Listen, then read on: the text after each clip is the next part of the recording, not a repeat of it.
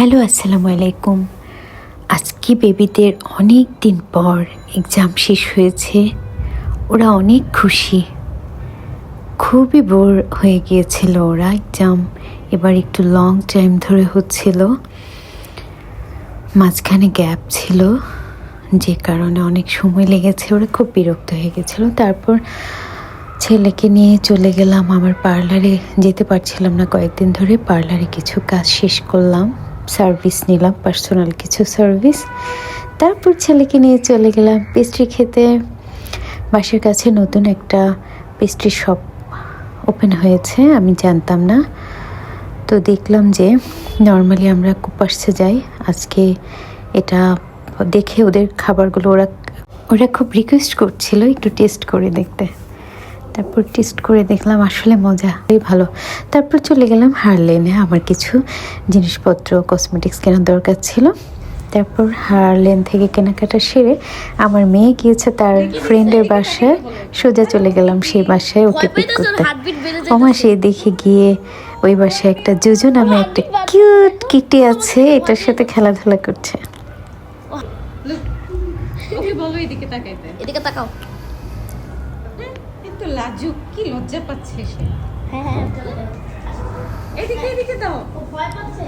এইদিকে দাও না একটু। তোমার কাছে? না না, ও ভয় পাচ্ছে, দেখো কাঁপুনি চলে আসতেছে। এটা একটু আলো আদর করে দাও, কাঁপতেছে আদর করে অনেক, দাও, আদর করে দাও। অতিরিক্ত কাঁপতেছে।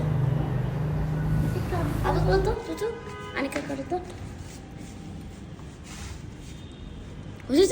আজকে আমার ইয়োগা ক্লাস আছে, তাই আমি খুব আর্লি লাঞ্চ করেছি। কিন্তু তারপরেও ওই আপুর বাসায় যাওয়ার পর আপু জোর করে আমাকে ভুনা খিচুড়ি গরুর মাংস খেতে দিল। আমি আবার ওনাকে রিকোয়েস্ট করি যে এতগুলো আমি খেতে পারবো না, কমিয়ে নিয়েছি, কারণ আমি বাসা থেকে খেয়ে গিয়েছি। তারপর আমার ছেলেকে একটু খাইয়ে দিলাম। খাইয়ে দেওয়ার পর আমার ছেলে তো খাবার নিয়ে খুবই ঝামেলা করে, সে কিছুই খেতে চায় না, অনেক জোরাজুরি করে তাকে খাওয়াতে হয়। তারপর ওকে খাওয়ানোর পর আমি একটু খেয়ে নিলাম, আমার পেট একদম ভরা ছিল। তারপরও উনি অনেক রিকোয়েস্ট করলো। এরপরে বেবিদের ওই বাসায় রেখে আমি যোগা ক্লাসে চলে যাই, কারণ ওরা তিনজন মিলে খুব খেলাধুলা খুব মজা করছিল, তারা আসতে চাচ্ছিল না। পরে আমি যোগা ক্লাস থেকে আসতে আসতে সেই আপু ওদেরকে বিমান জাদুঘরে নিয়ে গেল। এসে দেখি প্রায় সন্ধ্যা হয়ে গিয়েছে। আমি ক্লাস থেকে এসে সোজা বিমান জাদুঘরে ঢুকেছি। আর রাতের বিমান জাদুঘর আমার কাছে সত্যি খুব বেশি ভালো লাগছিল। এই জায়গায় না হলেও আমরা, এটা বাসার যেহেতু খুব কাছে, অসংখ্যবার গিয়েছি। কিন্তু আগে প্রচুর সবুজ ঘাস ছিল, এখন বোধহয় শীতকাল দেখে সবুজের সমারোহটা একটু কমে গিয়েছে। তারপরও ভালো লাগছিল। তারপর ওরা হচ্ছে এখানে 3D গেম খেলবে, সেজন্য টিকিট কাটার চেষ্টা করছিলাম। তারপরে যে টিকিট কেটে ওরা গেম খেলতে চলে গেল। খুব মজার একটা দিন কাটালাম। নর্মালি আমরা এত অবসর পাই না এভাবে, সারাদিন প্রচুর ছোটাছুটি, প্রচুর ব্যস্ততার মধ্যে যায়। তো আজকে ওদের এক্সাম শেষ হতে সারাদিন বলা যায় আমাদের খুবই আনন্দময় একটা দিন কেটেছে।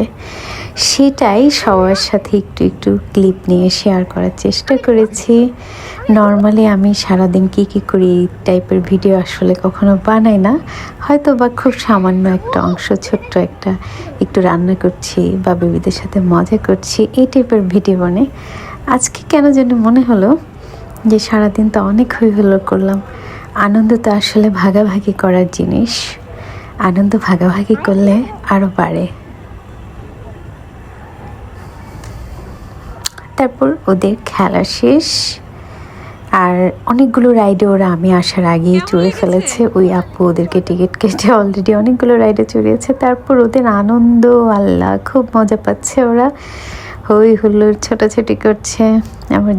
আমার তো দেখেই ভালো লাগছে। হ্যাঁ, ওরা দুজন প্লেন চালাচ্ছে।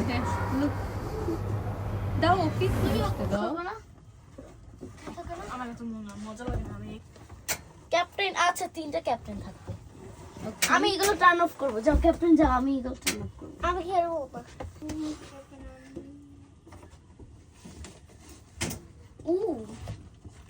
আমি ক্লিন করব। চলেই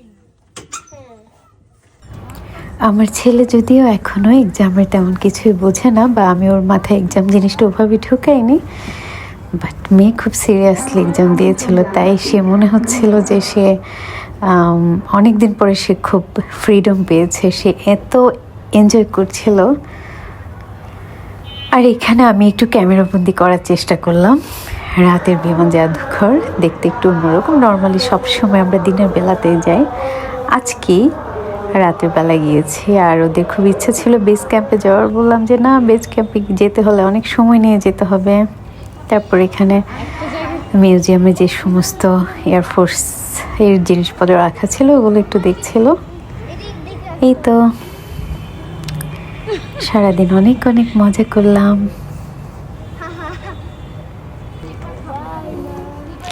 দুষ্টুগুলো দেয়াল টপকে পার হয়েছে।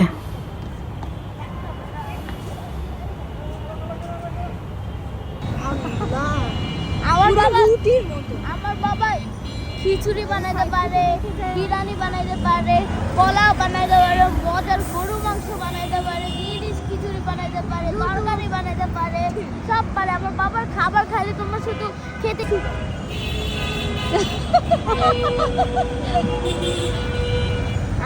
ব্যবসা চাকরি করতে পারে, সব করতে পারে। আমি সাহায্য করি বাবা, আমার বাবা শুধু